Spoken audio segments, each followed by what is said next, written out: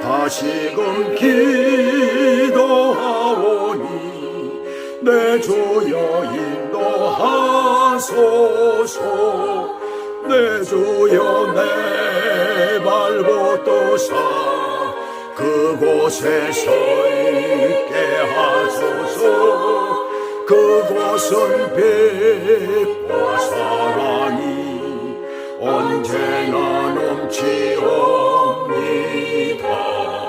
내 주를 따라 올라가 저 높은 곳에 우뚝 서 영원한 복만 누리며 즐거운 노래 부르리. 내 주여 내 발붙도사 그곳에 서 있게 하소서. 그곳은 빛과 사랑이 언제나 넘치옵니다.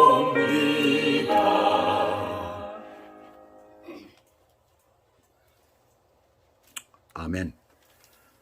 오늘 하나님의 말씀 본문은 창세기 13장 1절에서부터 4절까지입니다.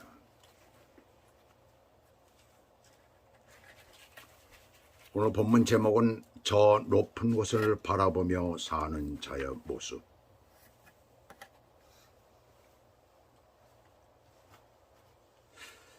찬양 하나를 제가 지금 앞에 부분만 잠깐 부르겠습니다. 이 세상 나그네 길을 지나는 순례자,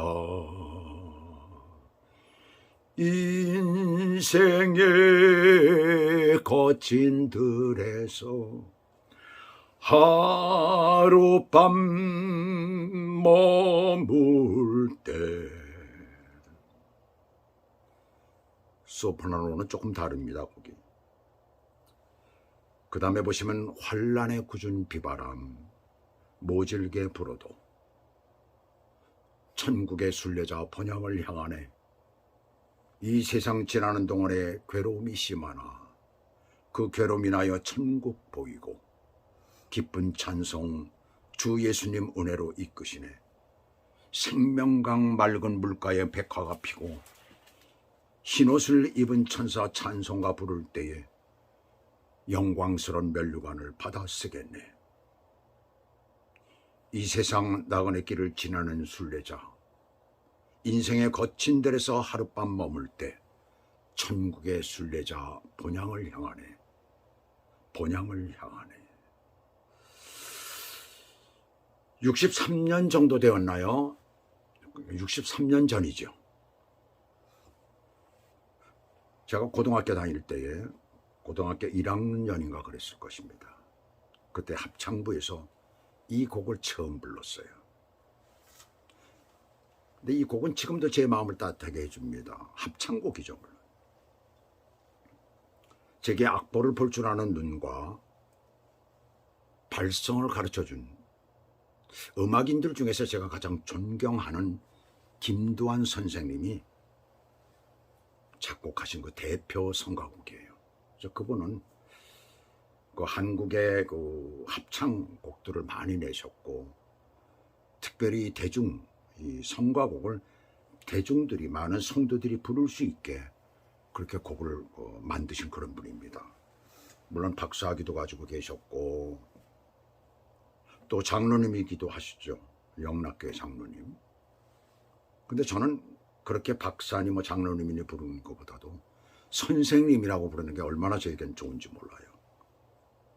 이 곡은 듣는 사람보다도 부르는 사람이 더 은혜가 됩니다. 또 지휘를 해도 지휘하는 사람이 더 큰 감동을 받습니다. 왜 그럴까요? 그것은 험난한 인생의 길이 곡과 가사에 남아있기 때문이에요. 모진 인생의 바람에서 견뎌낸 사람은 어떤 경우에도 잠시 구부러질지언정 끊어지지를 않습니다. 인내와 면역력이 생기기 때문에 그래요. 그러나 여기서 한 가지 문제가 생기죠. 그것은 미래에 나아갈 그 사람의 꿈과 계획에서 차이가 납니다. 아래를 바라보느냐 아니면 위를 바라보느냐에서 결정이 되죠. 어디를 바라보아야 할까요? 누구든지 사람들은 자기는 위를 바라본다고 합니다. 어떤 사람은 돈을, 어떤 사람은 물질을 바라보고 또 부자가 되고 권력자가 되는 것이 위라고 하죠. 그러나 어떤 사람은 온 우주의 주인이신 하나님을 바라보는 그런 것을 위라고 이렇게 말하고 있습니다. 제가 이 곡을 좋아하는 이유가 바로 거기에 있어요. 고난 가운데서 하나님께서 은혜로 이끄신다고 고백을 하고 있습니다. 이 가사 가운데 그게 나오잖아요.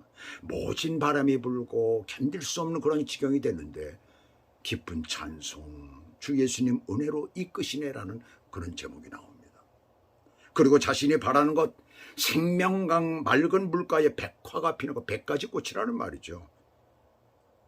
이건 백합하다, 또 백화다 이렇게 논란이 좀 많았었어요. 100가지 꽃을 말하는 것입니다. 이 세상 것을 바라보는 사람은 세상에서 끝나지만 높은 곳에 계신 하나님을 바라보는 자는 영원한 거예요.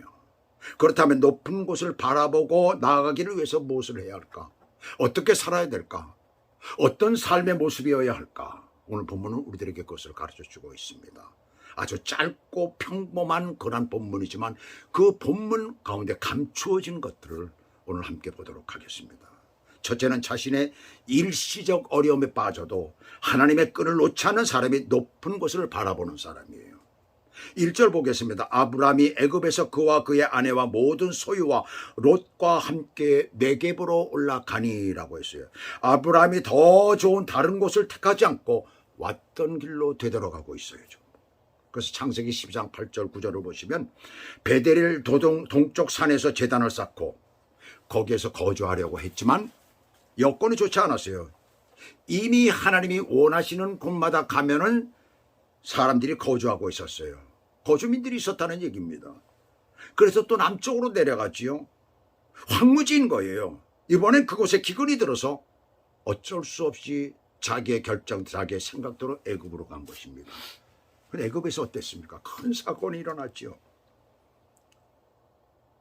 그리고 다시 애굽에서 쫓겨나 서해 남서쪽에 위치한 사해 남서쪽에 위치한 가나안 땅 최남단 지역인 삼각형 모양의 사막지대인 네겝으로 올라갑니다. 개역 성경에는 남방으로라고 했어요. 그래서 남방으로 올라갔다라고 합니다. 자, 애굽의 남방이면 어디에? 애굽에 밑이 돼야 되잖아요. 근데 남방으로 올라갔다라고 말하고 있어요. 말이 안 되잖아요.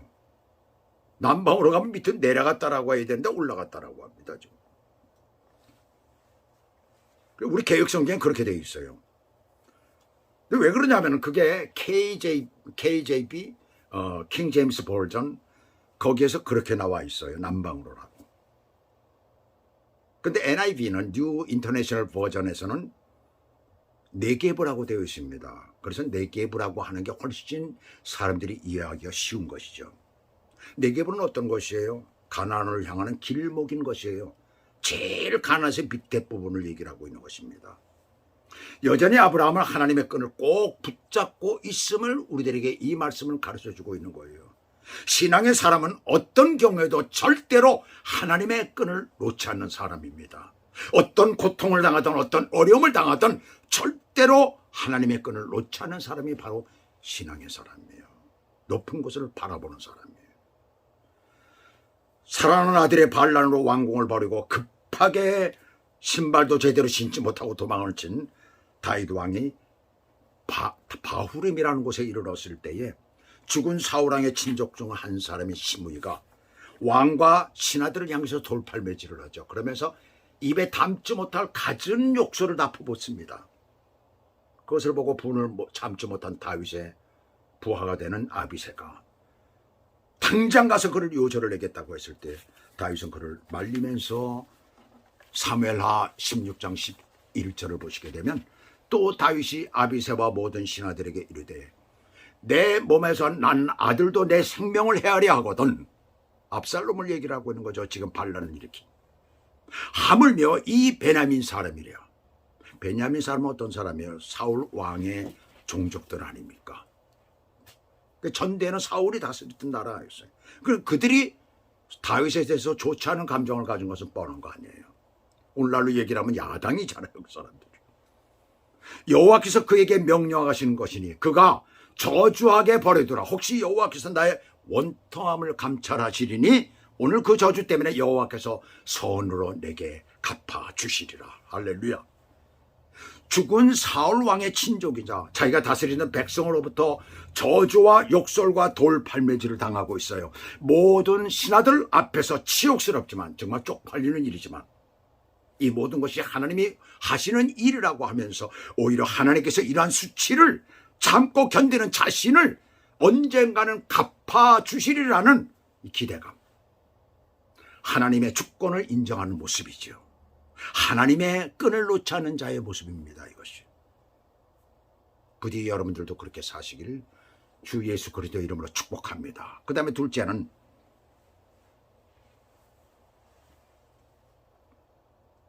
하나님을 아는 지식에서 하나님께서 주신 은혜를 깊이 깨달아야 더 높은 것을 바라보는 거예요. 세상을 살아가는 데 필요한 것은 어떤 것에 대한 지식입니다.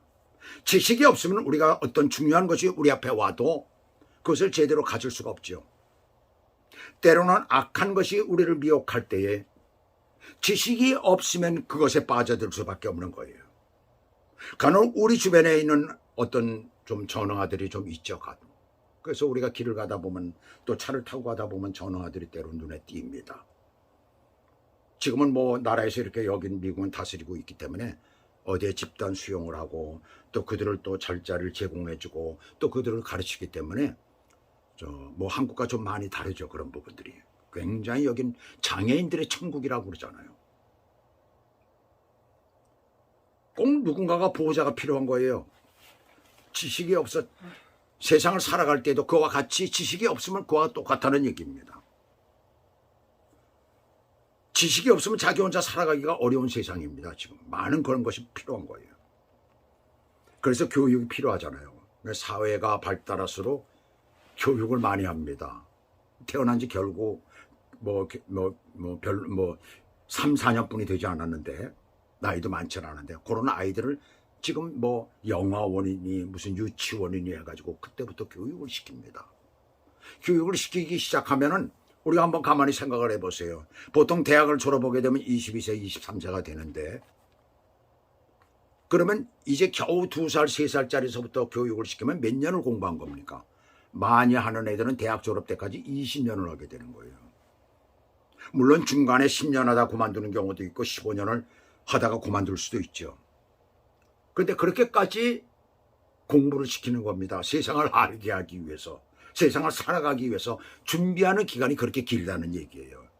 공부하고 배우는 시간이 이렇게 깁니다. 그런데 우리의 신앙생활도 지식에서 자유롭지가 않습니다. 물론 구원과 성령 충만이 먼저이지만 지식이 없으면 오래가지 못하고 또 이단에 빠질 수 있는 확률이 높아지는 거예요. 그래서 교회에서 성경 공부도 하는 것이지요. 호세아서 4장 6절에 보시면 내 백성이 지식이 없어 망하는도다. 호세아 선지자에게 하나님께서 하신 말씀이에요. 그런데 여기서 하나님께서 한탄하여 하시는 말씀은 세상 사람들이 말하는 지식이 아니에요. 이스라엘을 가리켜서 하나님께서는 호세아서 4장 1절에서 하나님을 아는 지식이 없고라고 했어요. 하나님을 아는 지식을 말하는 것입니다. 하나님을 아는 지식이 없으면 하나님을 안다고도 예수님을 안다고도 말을 할 수가 없는 거예요. 성경에서 안다라는 말에 대해서 언젠가 제가 말씀을 드린 적이 있습니다. 이 지식이라는 말은 다트라는 말이에요. 그래서 사물에 대한 확실한 인식을 말할 때 이 지식이라고 말합니다. 그래서 어떤 것에 대한 것을 우리가 배울 때 확실하게 우리가 배우는 것을 지식이라고 하죠. 무엇을 우리가 배우는 것들, 그런 것들을 우리가 뭐 공부해서 아는 것, 이것을 우리는 지식이 많다, 뭐 이렇게 얘기를 하잖아요. 근데 안다라는 말은 경험을 얘기를 하는 거예요.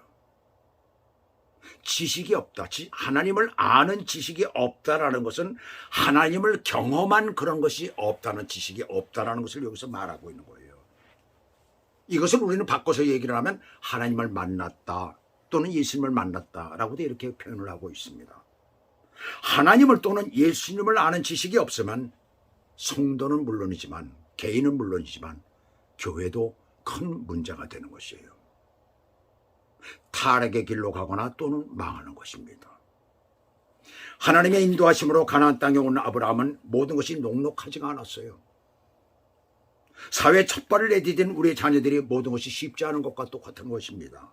이미 정착해 있는 사람들, 기후와 땅의 조건들, 그래서 하나님의 말씀을 듣지도 않고 묻지도 않고 애굽으로 내려왔지만, 그러나 애굽은 더 위험한 것이었어요. 더군다나 자신의 비겁함으로 아내 살해맞아 애굽의 바로에게 뺏길 그런 지경이 되었어요.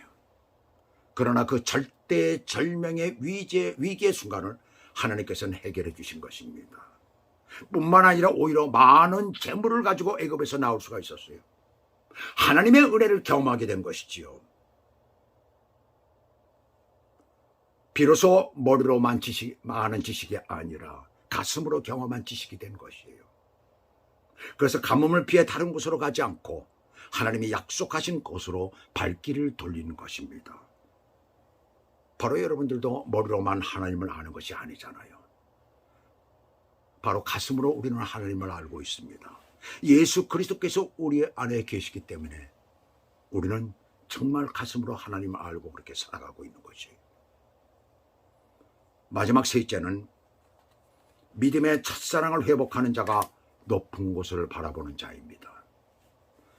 처음으로 여호와의 이름을 부른 곳이에요. 아브라함이 처음으로 제단을 쌓은 곳은 베델과 아이 사이가 아니라 세김이라는 곳이었어요. 그런데 왜 베델과 아이 사이를 처음 단을 쌓은 곳이라고 했을까요? 이것은 그곳에서 단을 쌓았을 뿐만 아니라 여호와의 이름을 불렀던 곳이 바로 여기 있기 때문에 그렇습니다. 이것은 또한 아주 순수한 신앙을 가졌던 곳이기도 되기 때문에 그렇습니다. 우리가 신앙생활하면서 오랫동안 신앙생활을 하다 보면 자주 우리는 옛날이 생각이 납니다. 옛날 처음 주님을 믿었을 때 그 뜨거웠던 때를 생각하게 되죠. 그땐 정말 뜨거웠는데, 그땐 정말 하나님 앞에 기도를 얼마나 많이 했는지 모르겠는데, 그땐 찬양을 얼마나 많이 했는지 모르는데, 그때는 미친 듯이 하나님의 말씀을 봤는데 라고 하면서 우리는 정말 그때를 그리워합니다. 바로 그것이 우리가 첫 번째 하나님의 이름을 불렀던 아주 순수했던 신앙인 것이에요. 아브라함은 이곳에서 여호와의 이름을 부르며 자기가 잘못했던 것, 하나님의 약속을 믿지 않았던 것, 그래서 자기 뜻대로 애굽으로 갔던 것, 그리고 거기에서 자기 아내를 자기 누이라고 해가지고 바로에게 뺏길 뻔했던 것, 모두 다 아브라함의 잘못 아니에요. 그것을 아마 회개했을 것입니다. 또한 그런 잘못을 저질렀음에도 하나님께서는 징계치 아니하시고 위험에서 건지시고, 그리고 더 많은 재물을 주신 그 하나님을 감격하여서 높은 찬양을 드렸던 것입니다. 바로 우리의 세 번째 신앙은 바로 그것입니다. 우리가 늘 마음속에 간직하고 있는 첫사랑, 예수님을 처음 만났던 곳, 하나님을 처음 알게 됐던 곳, 그것을 향하여 우리가 다시 가야 되는 것입니다. 그것이 바로 높은 곳을 향하여 가는 사람의 자세고 모습인 것입니다. 그렇게 사시는 저와 여러분 되시길 축원합니다. 일본의 기독교 사회주의 이론을 수립한 다카바다라는 유명한 학자가 있었어요. 그로 말미암아서 사회주의자가 많이 생겨났죠. 공산주의자가 많이 생겨난 거예요. 불신자가 많이 생긴 것입니다. 그 사람 때문에. 근데 그는 젊어서 기독교에 들어와서 진실한 신앙생활을 했었어요. 얼마나 열심을 내었는지 모릅니다. 그러다가 우연히 마르크스의 자본론을 읽고 신앙을 버렸어요. 그러면서 그는 이렇게 얘기를 합니다. 일본에 있어서 마르크스의 자본론이나 유물사관 밖에는 읽으라고 사람들에게 권할 책이 하나도 없다라고 할 정도였어요. 그렇게 선전을 해버렸습니다. 그리고 그는 자본론을 드디어 자기가 번역하여 출판을 하였고, 종교는 필요가 없다라고, 기독교는 필요가 없다라고 그렇게 주장을 했었어요. 그런 중에 그는 폐결핵에 걸려 끝내는 회복하지 못했습니다. 죽을 때가 가까우자 그는 자신의 잘못, 자신의 죄를 깨닫고 하나님 앞에 회개를 하기 시작을 합니다. 옛날에 버렸던 성경과 찬송가를 다시 찾아서 큰 소리로 찬송을 부르고 눈물을 흘리며 성경을 읽기 시작을 하는 것입니다. 그가 이제 드디어 세상을 떠날 시간이 임박해 주자 그의 얼굴은 눈에 띄게 환해졌어요. 그렇게 어두컴컴했던 얼굴이 환해지기 시작을 합니다. 임종때가 되어서 곁에 있던 친구가 물었어요. 이제 자네는 어디로 가는가? 이제 곧 죽게 되는데 어디로 가는가? 바로 그 얘기죠. 그때 그는 이렇게 말을 했습니다. 나는 하나님께로 가네. 모든 과거의 불신앙을 청산하고 지금 나는 하나님 앞에 부끄러움이 조금도 없다네. 그래서 나는 부끄러움 없이 하나님 앞에 간다네. 이렇게 말하고 그는 세상을 떠났다고 합니다. 그는 하나님께로 되돌아와 죄를 회개한 것입니다.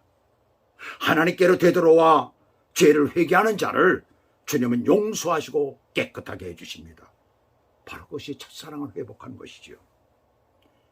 이것이 바로 높은 곳을 바라보며 사는 자의 모습입니다. 저와 여러분은 지금 어떻습니까? 우리는 살아가면서 얼마나 많은 죄를 짓는지 모릅니다. 날마다 매일같이 시간마다 우리는 죄를 짓습니다. 그것을 우리는 날마다 주님 앞에 자복하고 회개하고 주님 앞에 깨끗한 모습으로 나아가야 되는 거예요. 물론 우리는 기본적으로 구원을 받았습니다.